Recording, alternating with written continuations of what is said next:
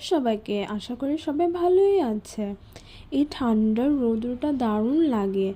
আমার তো খুব ভালো লাগে এই ঠান্ডার রৌদ্রটা। চলো দেখি আজকে কি কি সকাল থেকে রাত অবধি খেলাম। সকালবেলায় খেয়েছি পোহা, চানা আর দই। এটা তো আমার খুবই প্রিয় খাবার। আর এরপরে খেয়েছি কমলাটা, রৌদ্রতে বসে কমলা খেয়েছি। পরে গিয়েছিলাম বাজারে কামরাঙ্গা কিনতে।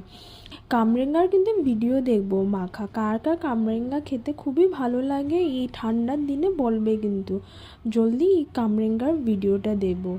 আর দেখতে পারছো এখানে আছে পেঁপে, আনারস, জলপাই, ইমলি, আমরা সব দারুণ খাওয়া। আর দুপুরবেলায় খেয়েছি হলো ফুলকপির শাক ভাত। বিকেলে খেয়েছি পকোড়ি, চা আর আলুর চপ। আর রাত্রে খেয়েছি ডাল, শাক ভাজা আর বাটা।